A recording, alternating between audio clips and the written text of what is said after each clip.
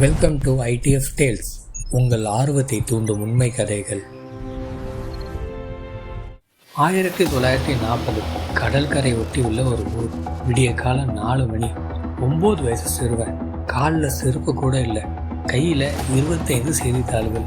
ஒரு நாளைக்கு அவனோட சம்பளம் 25 பைசா. ஆனால் அடுத்த 60 ஆண்டுகளில் அந்த பையன் அடைந்த உயரம் இந்தியாவிலேயே மிகப்பெரிய உயர்ந்த அந்தஸ்தில் உள்ள இடம். உலகமே அவரை மரியாதையோடு பார்த்துச்சு. பல யங்ஸ்டர்ஸ் அவருக்கு ஒரு ஃபாலோவர்ஸாக இருந்தாங்க. யார் அவர் என்ன பண்ணார், கடைசி வரைக்கும் பாருங்கள்.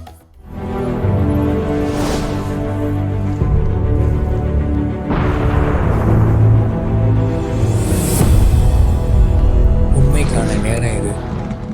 அந்த சிறுவனோட வீடு 3 அடி அகலம். அப்பா படகுல வேலை பார்த்தாரு.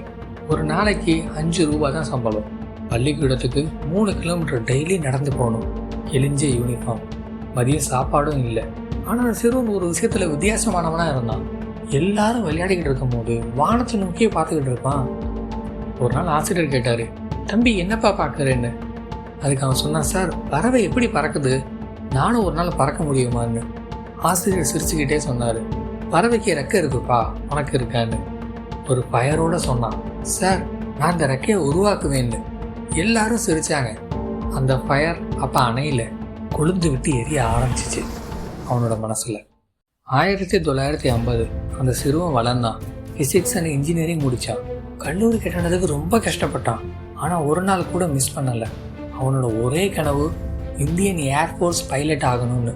விமானம் ஓட்டணும், வானத்தில் பறக்கணும். இன்டர்வியூவும் வந்துச்சு. 10 பேரை செலக்ட் பண்ணாங்க.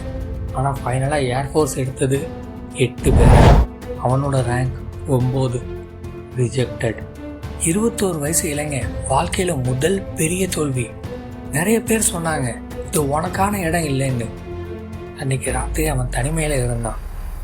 அழுகலை, கோவப்படலை. ஒரு விஷயத்தை அவனோட நோட்டில் எழுதலாம். ஃபெயிலியர் என்பது ஃபுல் ஸ்டாப் இல்லை, கமா மட்டும்தான்னு. மறுபடியும் எழுந்து ஓட ஆரம்பித்தான். நீங்களும் ரிஜெக்ஷனை ஃபேஸ் பண்ணியிருக்கீங்களா? அதை எப்படி மீண்டு வந்தீங்க?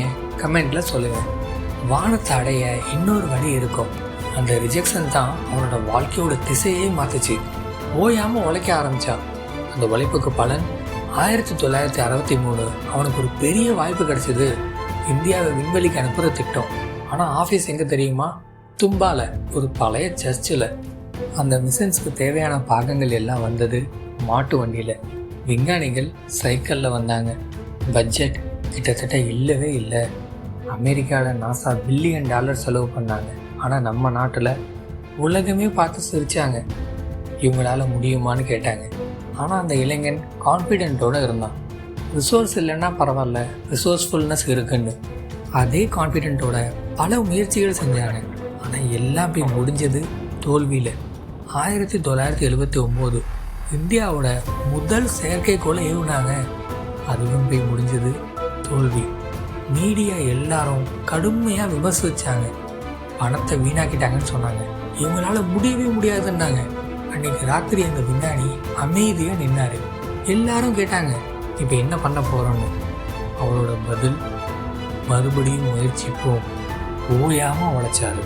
1980 July 18 SLV-3 rocket ready for launch.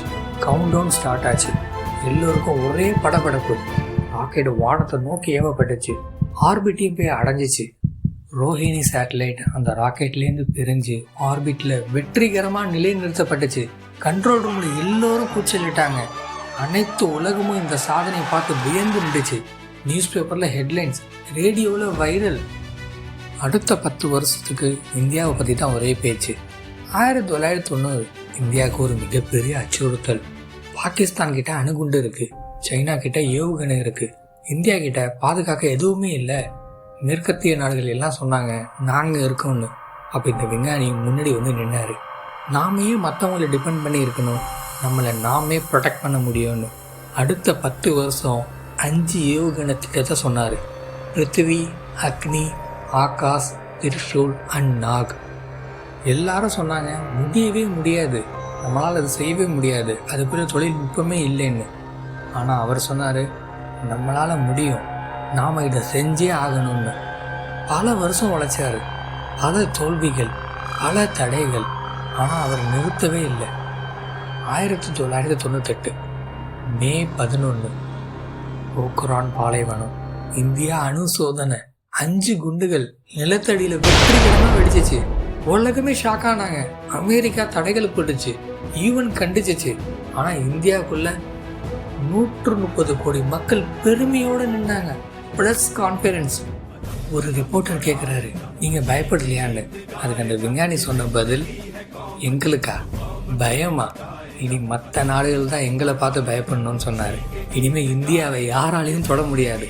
அன்னைக்கு தான் உலகம் கூப்பிட ஆரம்பிச்சிச்சு அவரை மிசைல் மேனுன்னு. 2002 இந்திய மக்கள் ஒரு முடிவு எடுத்தாங்க. அந்த விஞ்ஞானியை தங்களோட 11வது ஜனாதிபதியாக தேர்ந்தெடுத்தாங்க. ஆனால் அவர் அரண்மனையில் சொகுசாக இருக்கலை. வாரத்துக்கு 3 நாள் பள்ளிக்கு போய் மாணவர்களோட பேசுவார்.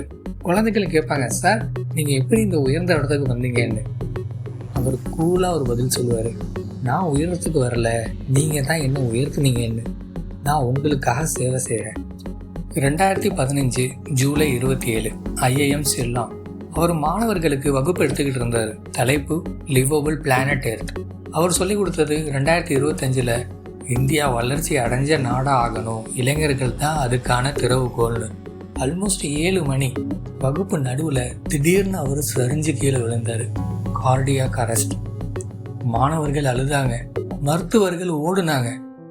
ஆனால் அவரோட பயணம் மாணவர்களுக்காக கற்பிச்சுக்கிட்டு இருக்கும் போதே அந்த புனிதமான தருணத்திலேயே அமைதியாக நிறைவடைந்தது.